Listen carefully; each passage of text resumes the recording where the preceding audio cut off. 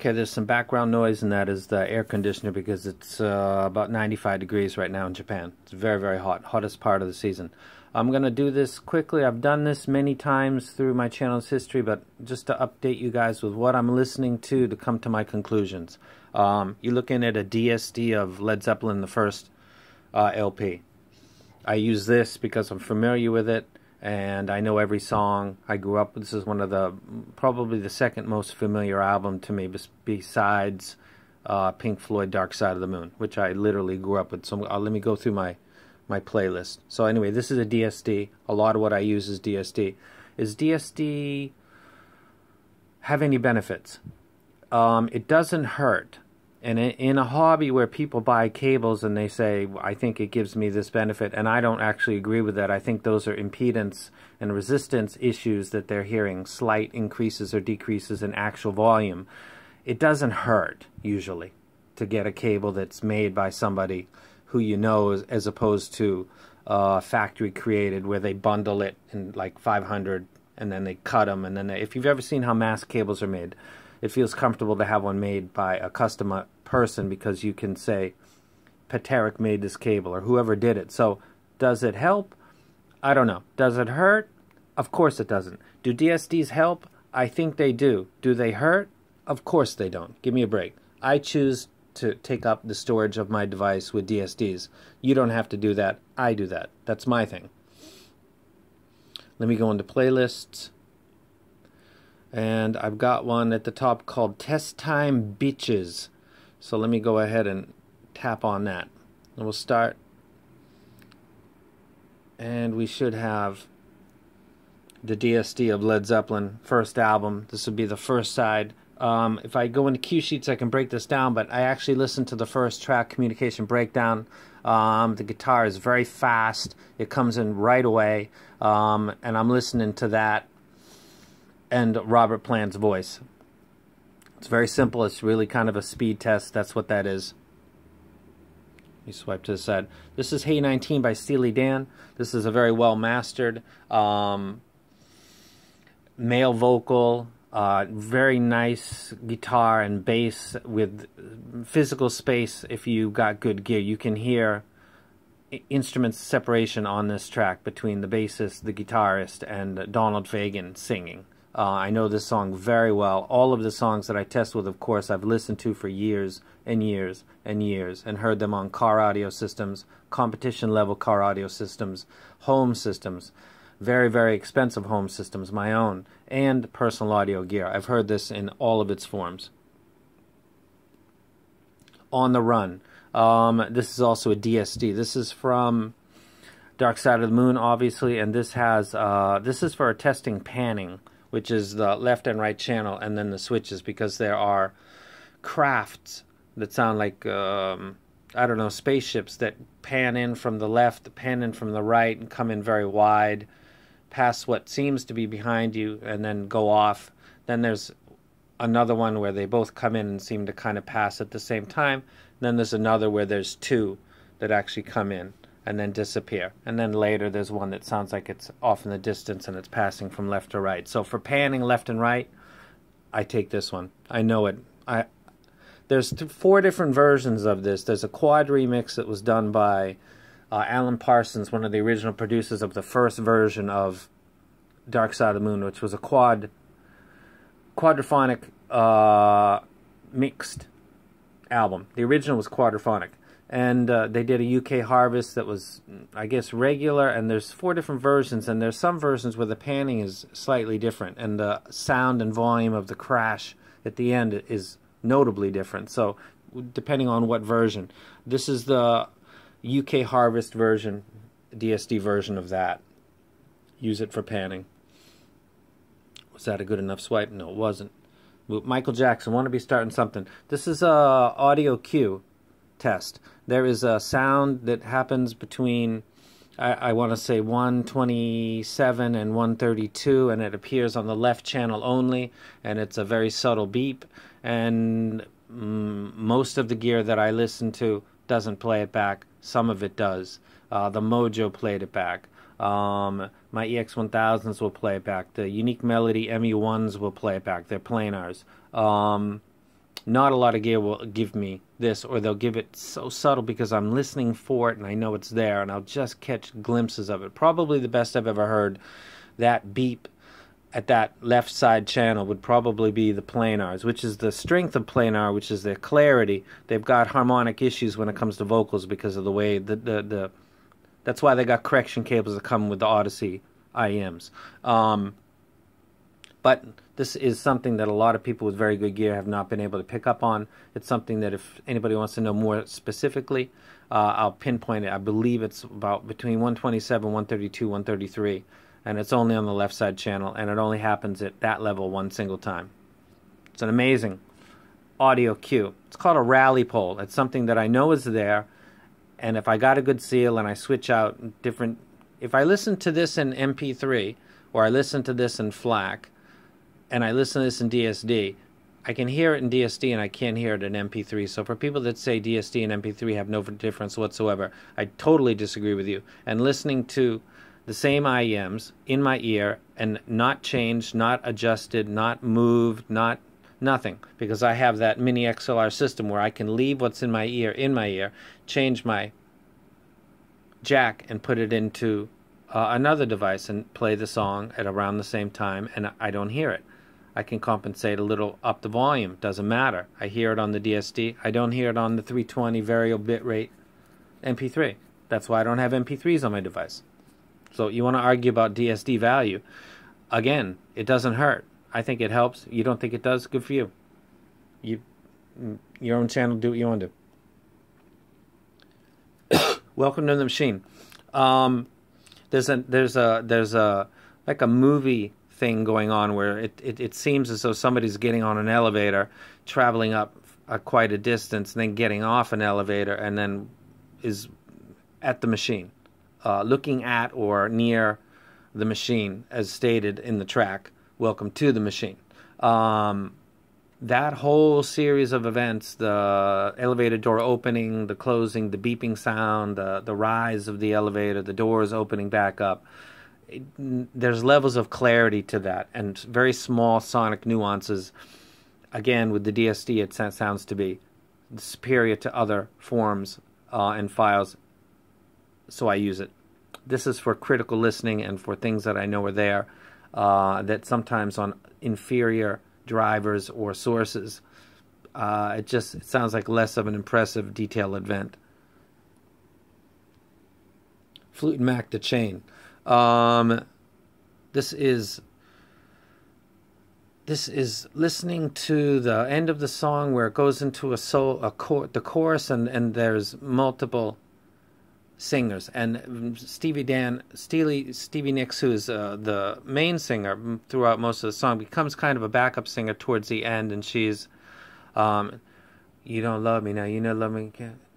There's a series of Christy McVie comes in and takes over towards the end of the song, and is doing, the vocals are mixed for her to be a little more forward towards the end, and Stevie's slightly back, but how clear you can catch her and how much of her you can catch, again, is related to the gear, the quality of the drivers in your ear and the quality of the file that you're playing back, or the source that you're playing it off of. So this is DSD also.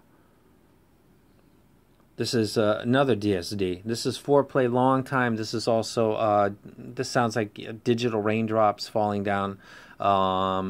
It's very, very spacious presentation. It's studio mixed. It's stadium touched. It sounds like something that was recorded at an outdoor football stadium. It's very, very spacious. It's very wide. There are sonic cues that are on the left and the right. They're not panning to the left and the right in the way that there's some slides that Ed Schultz, or I think that's his name, Tom Schultz, that he does on his guitar that sounds like it's pulling from channel to channel.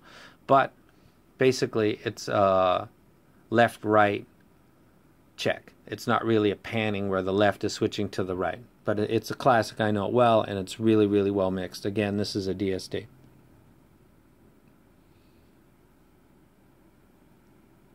Tupac, Ambitions as a Rider. This is something that was mixed by Daz Dillinger, Johnny J, DJ Quick.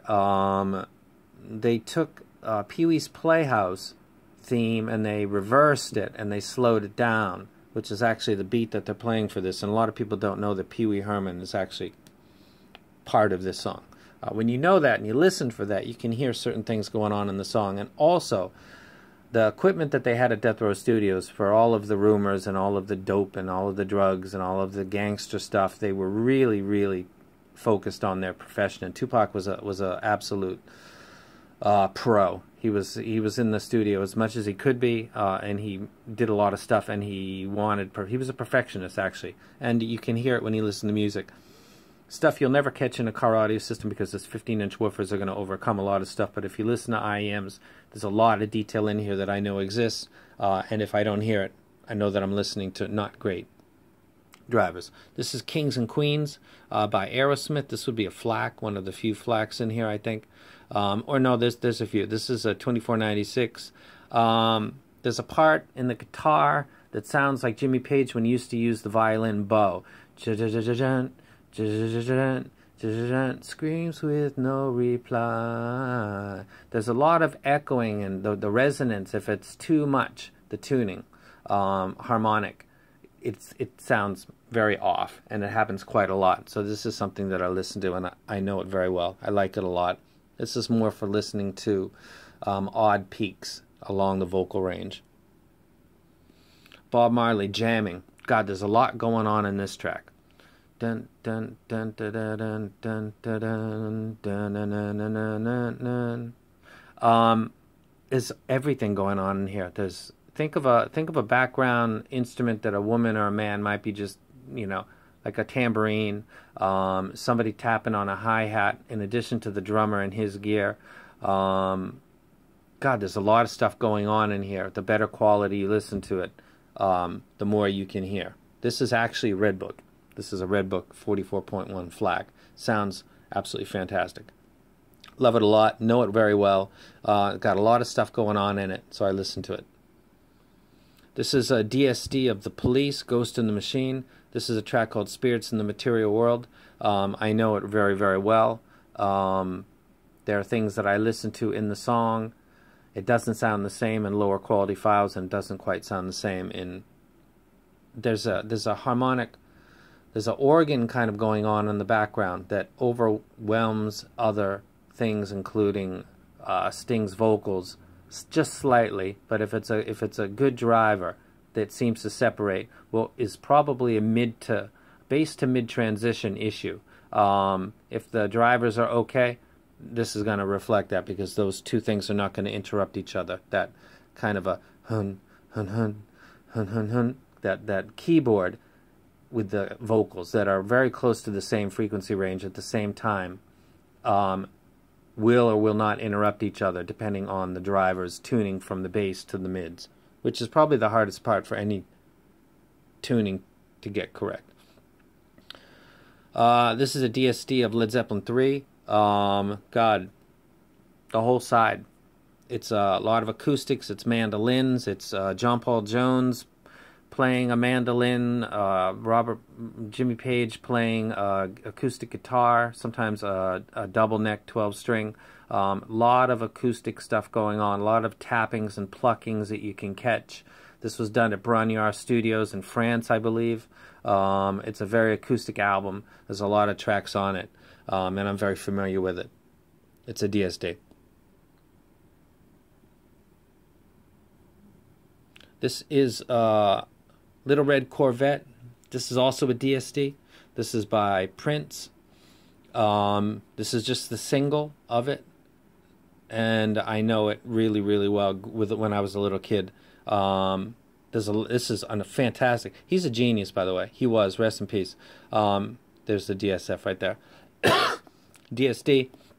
Sounds fantastic.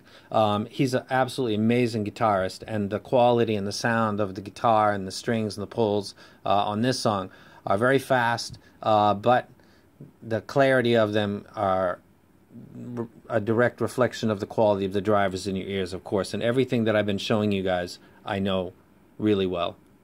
This is Grateful Dead, Fire on the Mountain. A lot going on in this too. This is like a bunch of stoners picking up random instruments that I can't even begin to estimate what they are, if they really even are instruments. In some cases they could be a stick of bamboo and chopsticks being tapped against each other. That's just the way that the Grateful Dead worked. This is a really good mix. This is a FLAC. I love it. I know it well. I listen to it just for clarity. This is Dear Prudence by the Beatles. This is also FLAC. This opens with a very odd kind of an airplane passing over that scratches into like a vinyl with the needle dragging across it, and then it goes into a single bass string pull, which is also good for testing DAC filters because of the way it's a single sonic event with the decay, enough time for it to decay, so you can hear the pull, hear the release of the string, and then the decay, the vibration of that string as it dies out before another one comes back in and they start doing Dear Prudence. So I love this for bass because it kind of is right at the beginning. This is the Marshall Tucker Band, Can't You See? God, this would be a clarity song. I know it so very, very well, depending on what I'm listening to. I can hear everything or not. It's a classic. Best of the Doobie Brothers, Taking It to the Street. This is something that starts with a piano, but it goes right into a very, very clear bass guitar, which is the bass pulls are very, very clear. It's the same string, I think, 2 or 3 times, and then it goes to the lower 3. And it's really good for testing the punchiness of a bass driver, the way that the prominence of it and the quality of it are very good. So this is really good for testing bass. A great song all the way around, but for bass it's fantastic. This is Dixie Chicken by Little Feat. God, a lot of piano in here.